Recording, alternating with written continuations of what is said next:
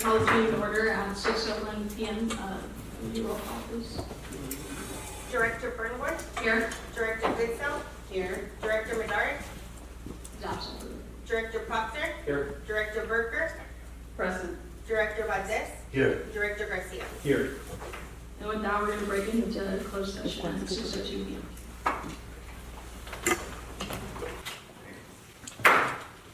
And now return from closed session and start open session at 7:46 p.m. Would everybody please stand for the Pledge of Allegiance?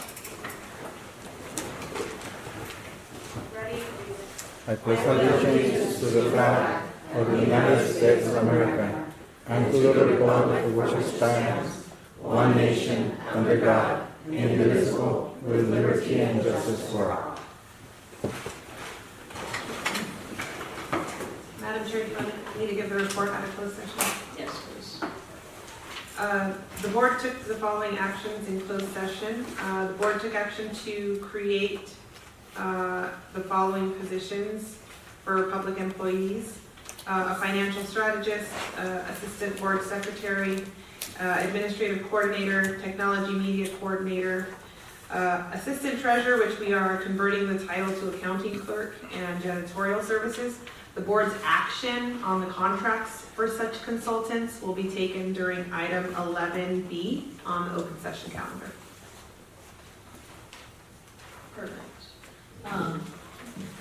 Now we're going to move on to item 6, consider approval of the agenda. In the case of an emergency, items may be added to the agenda by a majority vote of the board of directors.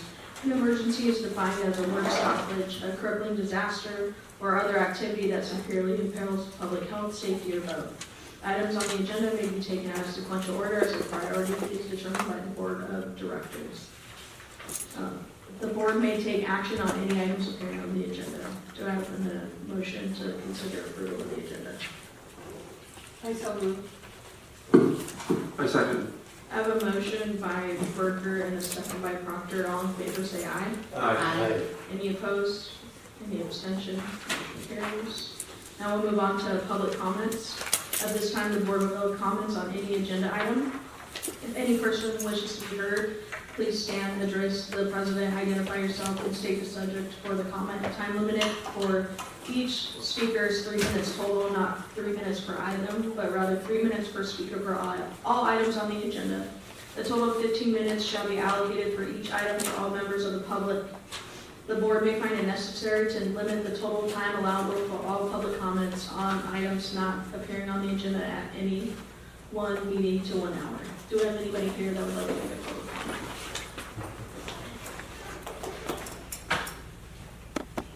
Good evening, Madam Chair, board members and staff. Jesus Solano, 426 Rosemont, Calexico. I have a concern regarding 918. There's a provision there that stipulates that the existing board members that are apparently going to be replaced on this first term of the election are not qualified to run for the election position until, I believe, the next year. I strongly believe that should be amended to where if they're willing to participate in the election, for them to be permitted. And one of the reasons that I bring up for you is because you as a board member know that when you come into a board, there's a learning curve. And the less you stress that learning curve is better for the board as a whole. And it's better in the best interest of the community. So I would like for you, for this board, to take that into consideration. That is one. The other topic is, thank you for continuing the plan of finishing the clinic at Calexico. We appreciate that. The other thing is, however, I believe that still going to be some funding left, and I have brought it up before, and I'll bring it up again. To take into consideration, Raleigh has a hospital, El Centro has a hospital. We have hospital wheels, 2 units. Eventually, those units will need to be replaced. And I would like for this board to take that into consideration. The last topic is there's a no confidence vote. In your board, there's a representative that apparently represents Calexico. There's no confidence vote there. we strongly recommend this board to have a strong conversation with that person for him to resign. And once he resigns, if he's got any integrity or courage or some honor of that, it would be up to this board, LAFCO, or the board of supervisors to replace someone for that vacancy. If not, so be it. Leave it vacant until the election comes around. Thank you. Thank you. Do we have anybody else here for public comment? Step up to the podium. Good afternoon, everyone. Council members, thank you for all of the heavy lifting that you've been doing on this 8918. I did work with Edward Garcia in regards to starting this because we've always been working in silos and we have had 2 hospitals in Calexico, nothing.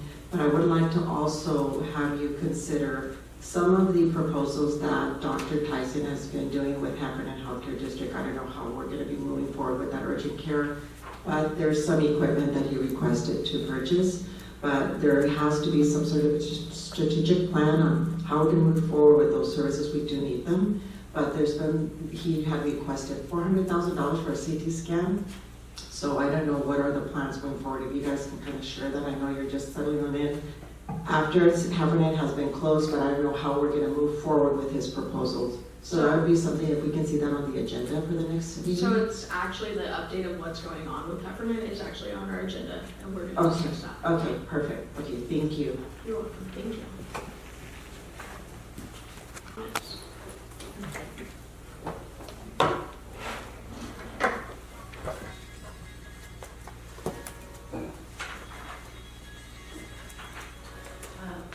Hello, my name is Margaret Sousa, and I'm the Executive Director of Shore Health Bank Center in El Centro, California.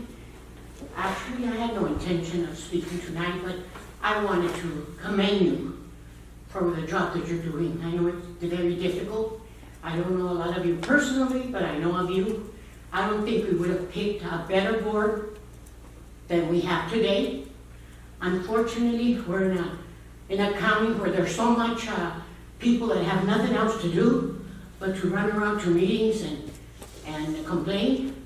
I'm not one of those. I'm very grateful with every one of you. And please, I'm just letting you know, keep on doing the good work. It's not easy what you're doing. It's difficult. You know, I work in a place where I can't make everybody happy. But I had to stand up at my 78 years old, and I'm not going to stop fighting. I'm sick and tired of seeing the same people over and over again trying to change. You know, we're not ignorant. You're not ignorant. We all know what we're doing. You know, I wish there was a way where it would stop. You know, that's all I have to say. Thank you very much. Thank you. Thank you. Thank you. Do we have any other public comments here tonight? And we'll move on to item 8, the consent agenda.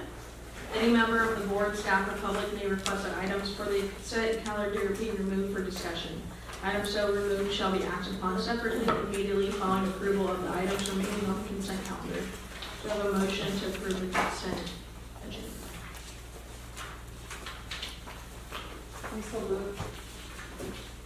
Second. I have a motion by Berker and a second by Valdez. All in favor, say aye. Aye. Any opposed? Any abstentions? Motion carries. Now we'll move on to item 9, board comments, reports on meeting and events attended by directors and authorization for directors, attendance at upcoming meetings and events by directors. First, do we want to start with the report by Education Outreach Ad Hoc Committee? Sure, I can take that one. We meet every Friday at 12 p.m. And we've met since our last meeting. We've met every Friday since our last meeting. And we're making some good progress. We're actively looking for ways to educate our community, be there for our community. We have a number of options on the table that are coming to fruition. And so we look forward to sharing that with our community as far as town halls and things of that nature.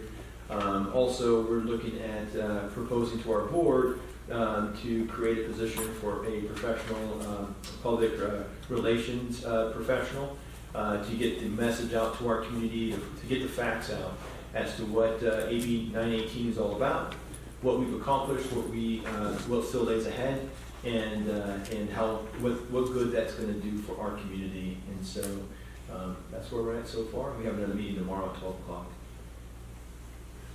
Thank you. Do we have any reports by the negotiation committee? Okay, well, I'm actually on the negotiation committee, so again, we meet every Friday.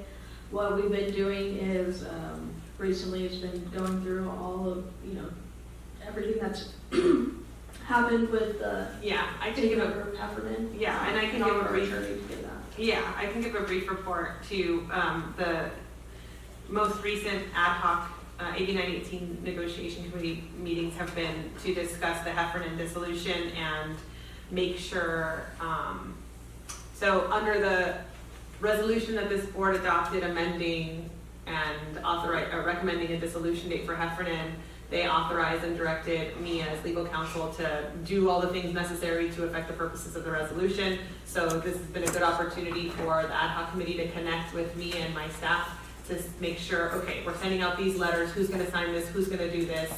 And I'll give a thorough rundown on all of the actions that we've taken since July 25 during the item 10 update. But the last couple ad hoc committee meetings have been focused on Heffernan. And do we have any brief reports by directors on meetings or events attended? I did have the pleasure of speaking to the Holtville City Council to just update them as I do every month to give them the good news about what we were planning on doing. At that time, LAFCO had not made their decision yet with Calexico, but I did let them know that that was something that we had done in the meeting to move the date up, but and let them know that we're moving ahead and that things are going along well. So it was always fun to give them a positive update on the things that this board is accomplishing. So I'm grateful to them for putting me here and giving me the opportunity to keep them up to date. So. Thank you. Does anybody else? Seeing none, we'll move on to item 10, update, discussion, and possible action regarding Heffernan dissolution. Thank you, Madam Chair. I'll take that item. So, since last meeting, a lot has happened. We adopted at the last meeting the amended recommendation for a new dissolution date for Heffernan. LAFCO, which is included in your agenda packet, LAFCO adopted a resolution on July 25, 2024 to effect the Heffernan dissolution effective that date. Pursuant to the mandates of 8918 and pursuant to their authority as Imperial LAFCO.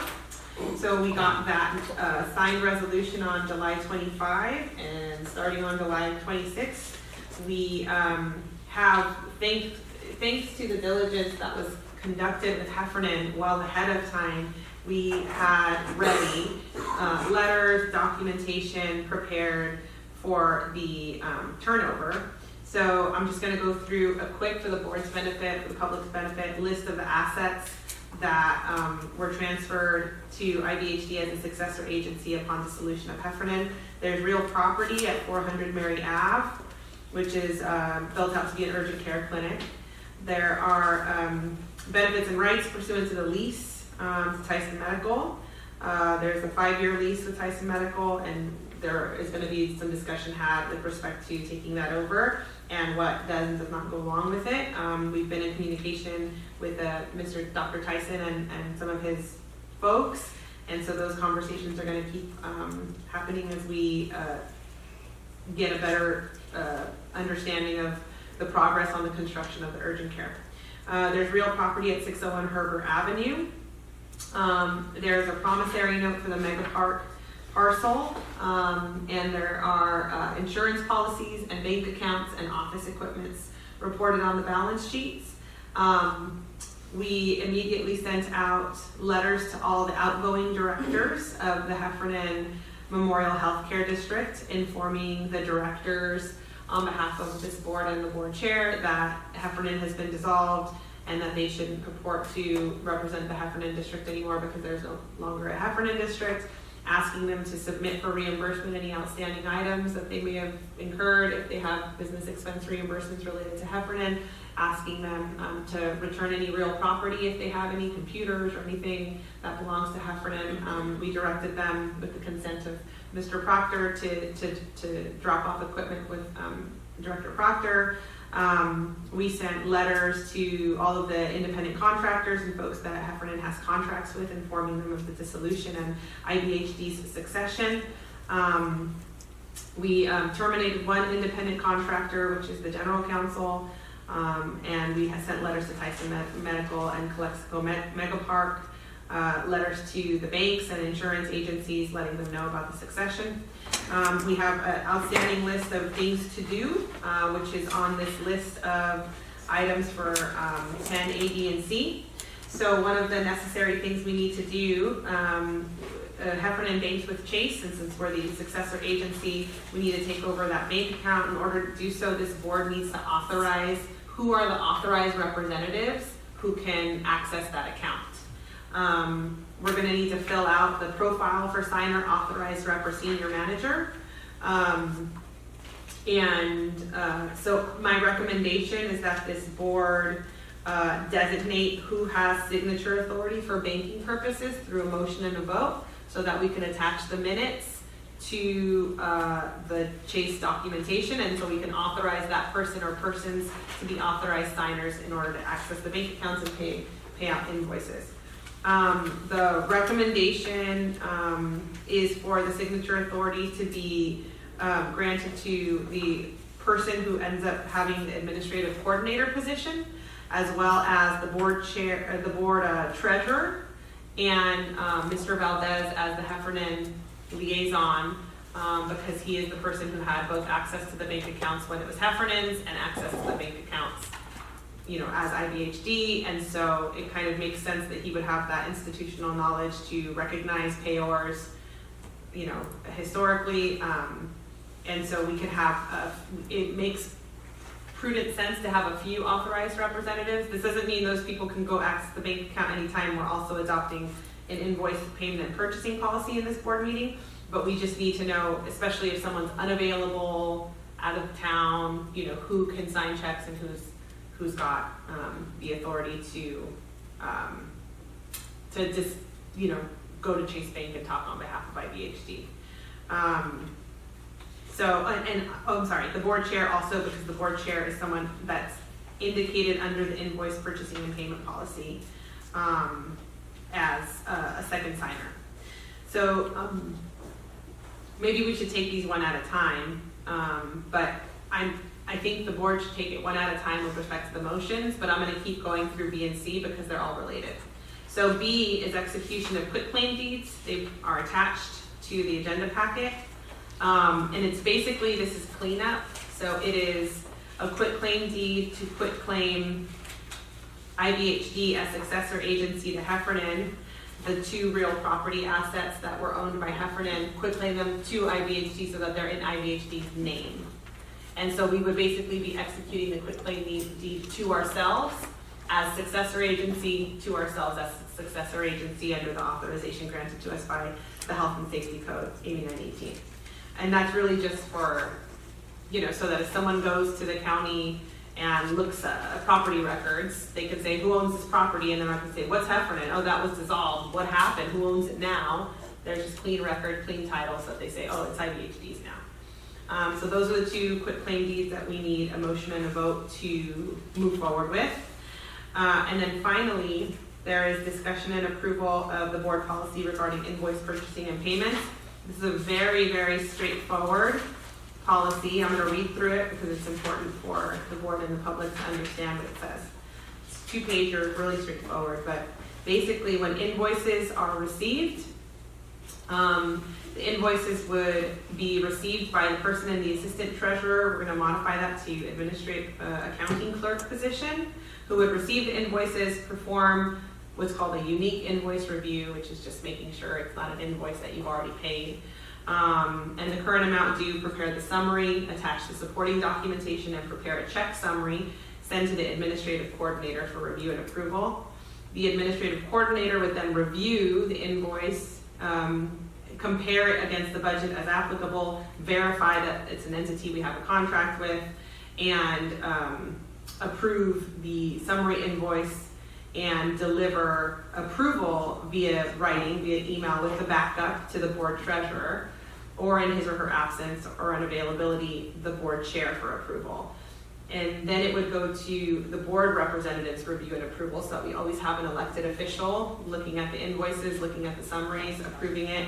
And the board treasurer, or in his or her absence or unavailability, the board chair, or in his or her absence or unavailability, the vice chair, shall review and approve payment, and then send the approval via email, again, so that there's a written chain, to both the administrative coordinator and assistant treasurer.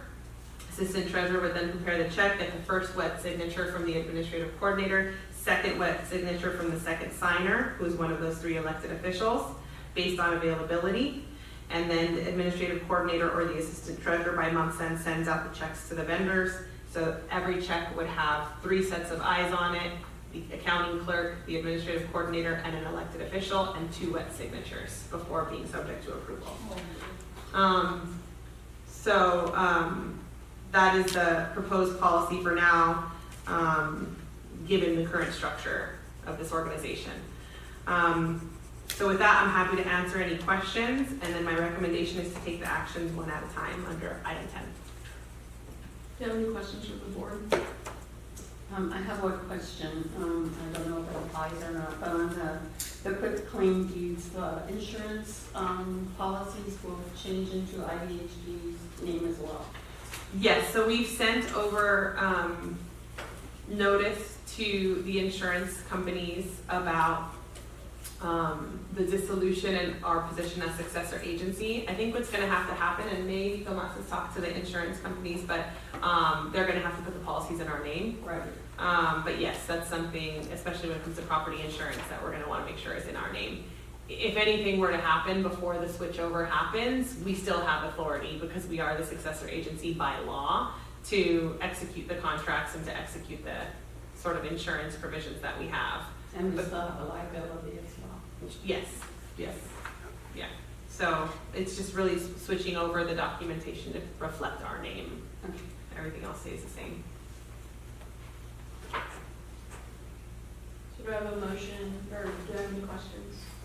Any comments from the members of the public? Seeing none, I'll entertain a motion for designation of signature authority for banking purposes. I'm going to reiterate the recommendation is to designate for signature authority for banking purposes the admin coordinator, the board chair, the board treasurer, and Mr. Valdez in his capacity as the Heffernan representative. I so move. I'll second. We have a motion by Berger and a second by Garcia. All in favor, say aye. Aye. Any opposed? Any opposed? Any abstention? Motion carries. We'll move on to the next one.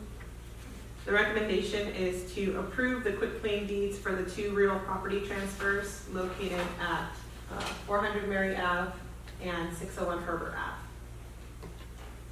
I make a motion to approve the quitclaim deeds for the real property transfers of 601 Heber Avenue, Calexico, California, and 400 Mary Avenue, Calexico, California. I second. We have a motion by Garcia and a second by Proctor. All in favor, say aye. Aye. Aye. Any opposed? Any abstention? Motion carries. The recommended action for 10C is to approve, sorry, I'm trying to get my name, the Imperial Valley Healthcare District invoice processing and payment policy attached to the agenda. I would make the motion to approve it with the corrections to accounting clerk in place of assistant treasurer. Thank you. Do you have a second? I second. I have a motion by Didsell and a second by Garcia. All in favor, say aye. Aye. Any opposed? Any abstention? Motion carries. Great. We will continue to keep you posted with respect to Heffernan dissolution changes or updates as they become relevant throughout the month. Now we'll move on to item 11, discussion, consideration, and possible action to approve the following resolution of the Board of Directors to the Imperial Valley Healthcare District expressing intent to recommend funding mechanism to voters no later than December 31st, 2025. I'll take this one too, Madam Chair. So this resolution, which at the board's pleasure you can choose to adopt or not, it's optional. This follows our discussion of last month wherein, or maybe 2 months ago, I'm forgetting now, wherein we sent a request to the legislature on July 5th to ask for an extension of that deadline that would put a ballot measure on the November 2024 election for a funding mechanism. We've already had ample conversation about why this board doesn't feel comfortable making a recommendation on a funding mechanism today. There's lots of reasons why we haven't had an opportunity and full information that are outlined partially in the resolution to make a reasoned and well-informed determination regarding a funding mechanism. So this is really more for internal policing, peace of mind to the public, that this is something this board intends to do. I will say that we also have received a letter from Assemblymember Garcia. I'm just going to read from it. It's a public record available along with the agenda packet. It says, this letter responds to your letter dated July 5, 2024 regarding Ivhd's request to extend the deadline. I'm paraphrasing now.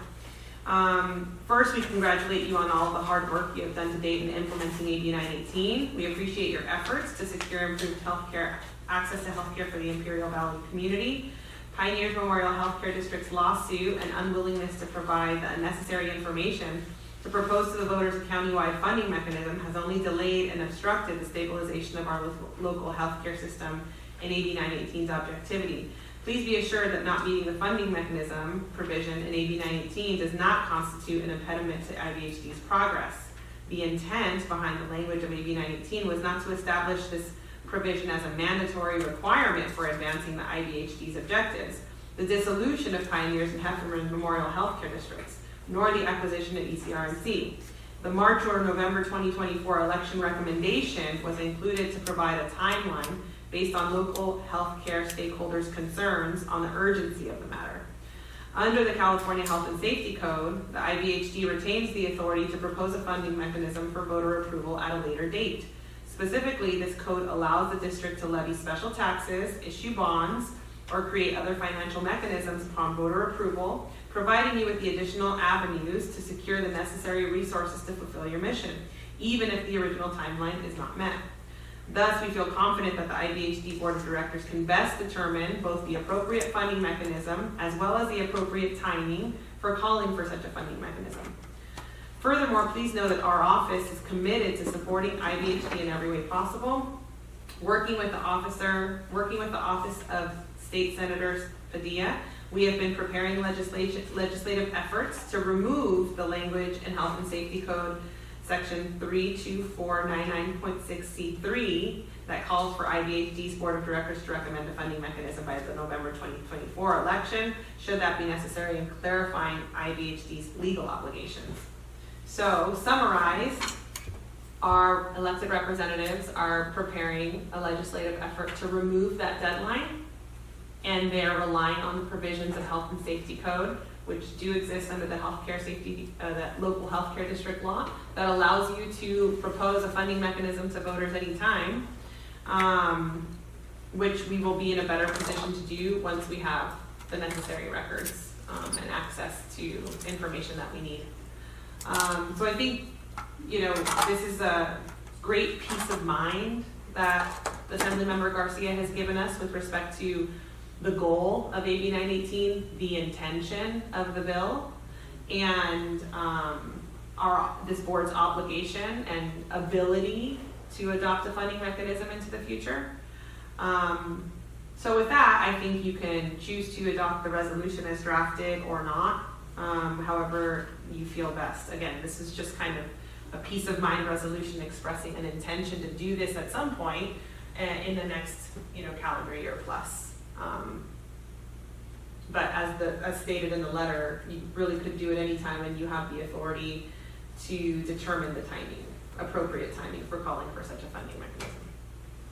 I make a motion to adopt a resolution of the Board of Directors of the Imperial Valley Healthcare District expressing intent to recommend funding mechanism to voters by no later than December 31st, 2025. Second. Now, everybody else, have a discussion? Sorry. There's a motion on the table. So if we pass this, are we now funded to have one by that?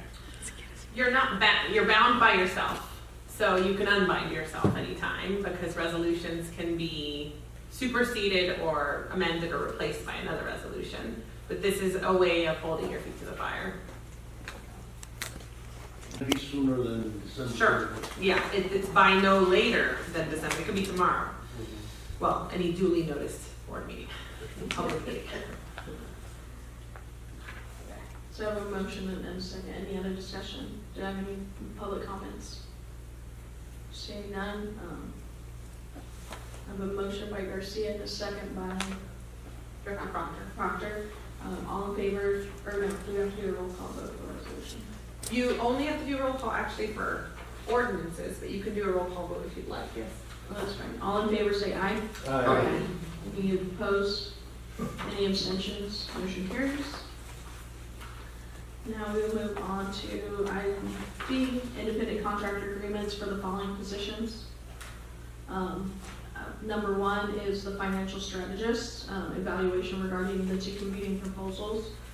So the board discussed during closed sessions, we thoroughly vetted both proposals. And we talked over them, obviously very greatly. So with that, I'll leave it open for board member comments or somebody to make a motion.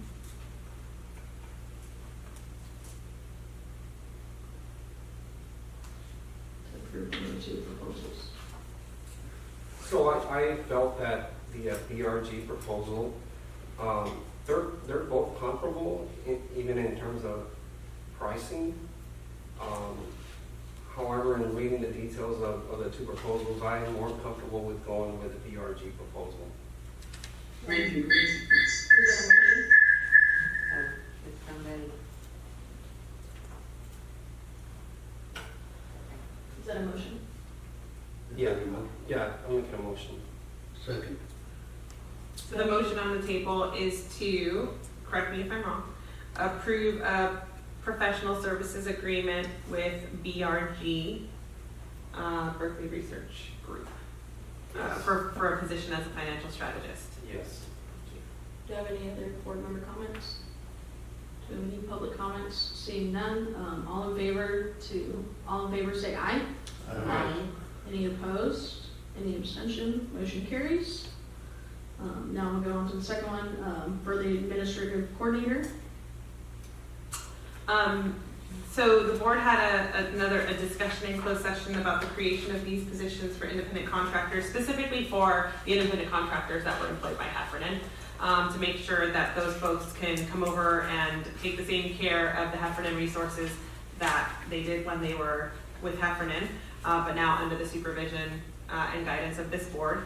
So included in the agenda packet is a template professional services agreement that has been drafted for the board's consideration. There's some blanks in it which we would fill in with the contractor's name and information, but all the contractors' agreements would be the same. There are different scopes of work that were created for the different positions. Again, the positions are administrative coordinator, technology media coordinator, assistant board secretary, janitorial services, and accounting clerk, which is replacing the position of assistant treasurer. So the recommended action is to approve the the independent contractor services agreements with the 5 independent contractors under the scopes of work attached to the agenda packet, with direction to legal counsel to finalize as appropriate. Do you have any questions on the board? Any public comments? Seeing none, I'll entertain a motion. So moved. Can we do them all together? Yes, you can do all 5 in one fell swoop if you'd like, since they're all listed and attached to the agenda packet, or you could do one at a time. Was your motion for all 5? Motion for all 5. Do I have a second? I'll second. I have a motion by Valdez and a second by Garcia. All in favor say aye. Aye.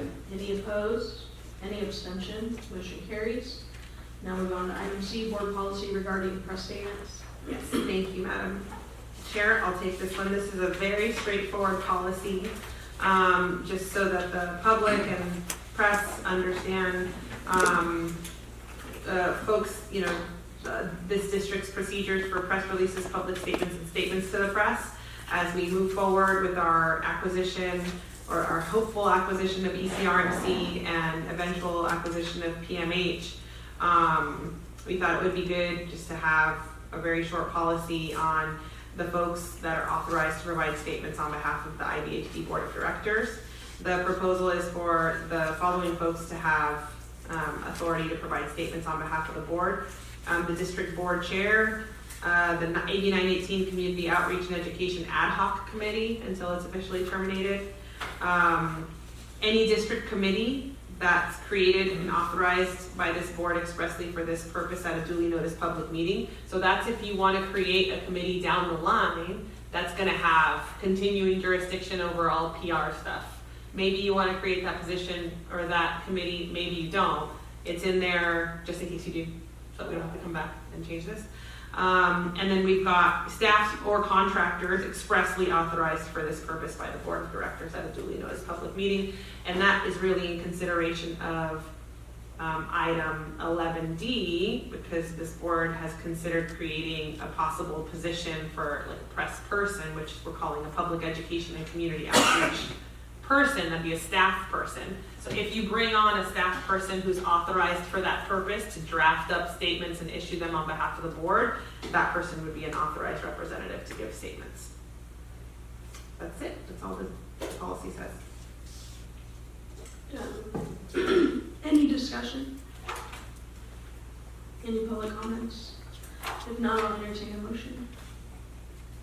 I'll make a motion to approve the board policy regarding press statements. Have a second? Second. I have a motion by Garcia and a second by Berger. All in favor say aye. Any opposed? Any abstention? Motion carries. Now, item D, creation and possible approval of public education community outreach coordinator position.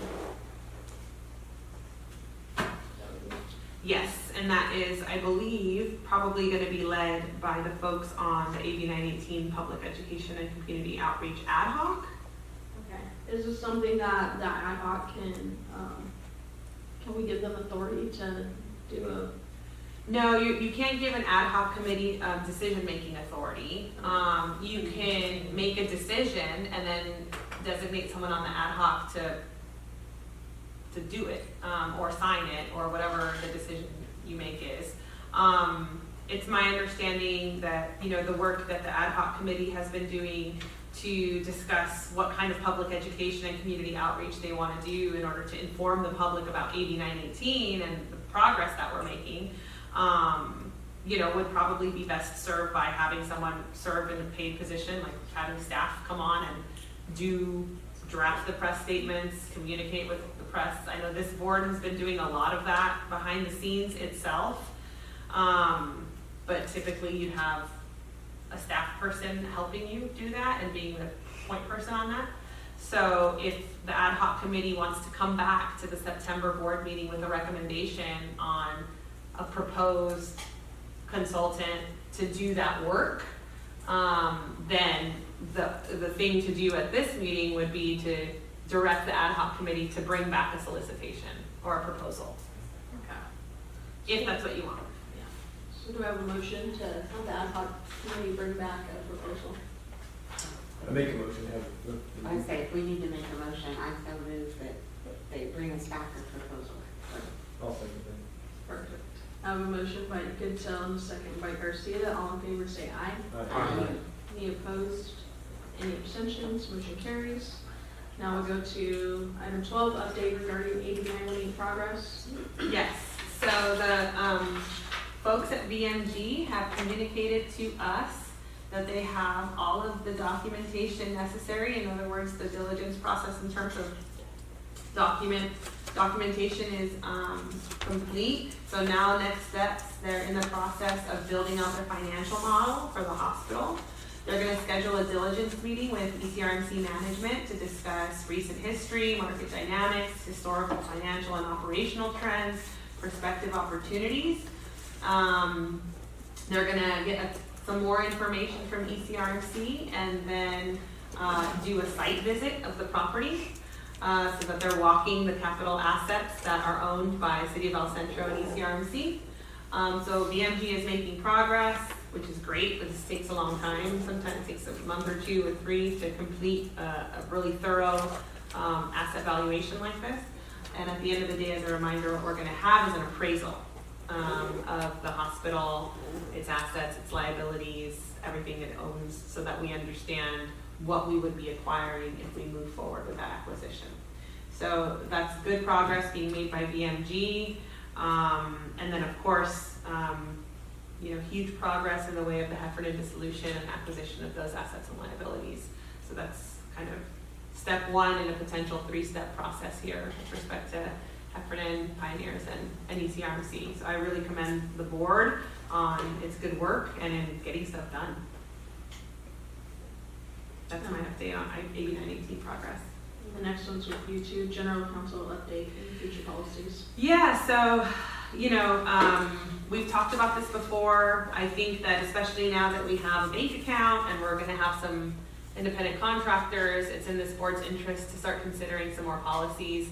A business expense and reimbursement policy is one we should consider, and potentially a procurement policy on how to procure solicitations, how to procure potential contractors in the future.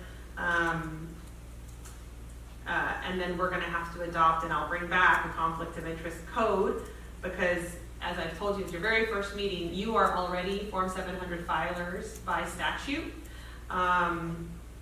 But you're gonna have, now that you have some consultants and folks that you've retained as consultants that are gonna be making financial recommendations directly to this board, they also should be Form 700 filers that are disclosing, financial,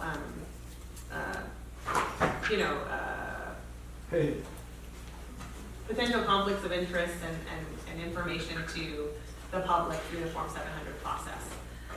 Disclosures of economic interest, that's what they're called. So I'll bring back a conflict of interest code, which is a kind of a long process because you need to bring back the proposed code, you need to post it for 45 days, you need to inform filers, inform the public, give the public an opportunity to comment, and then bring back after 45 days the motion, the approved conflict of interest code, and then send it over to the county board of supervisors. They're going to be the filers that we file our Form 700s with. But what do you think about other potential policies that might be appropriate to bring back to the next board meeting? As I said, I think a business expense and reimbursement policy is a good one, and potentially maybe at some point down the line a procurement policy. I don't know if there's others that you'd like me to specifically bring back. I think when I'm thinking procurement, I think when we merge everything together, there's gonna be those policies in place. Yes. And as opposed to having you draft a new one that will cost money. Yeah, we could give that one, we could hold on that one, because I'm sure both hospitals have a procurement policy, and there's a lot of stuff that's gonna be governed by law, and then a lot of stuff that you will have the ability to control. But you probably will default to whatever the hospitals are doing once they come under your guidance. Okay, so maybe just conflict of interest in a business the reason business expense and reimbursement policy happens is because if someone, one of your contractors or one of you, has to print out a bunch of stuff or whatever it is, especially if it's a board member, under AB 1234, you can't get reimbursed unless you've got a written policy saying how that works. So it is kind of appropriate. It doesn't mean that business expenses are going to start going through the roof or anything, but it's just a policy on how it works if they do get incurred. Perfect. Okay. Do you have any other recommendations by any board members? That's all we need. Perfect. Those two are good. I don't like giving you more work than you. Yeah, I understand. Definitely understand. There's plenty of work to go around. Already. And then our final item of the night, items for future agenda. Does anybody have anything that we should schedule for future discussions at upcoming meetings? Seeing none, I'm going to adjourn this meeting at 8:31 p.m.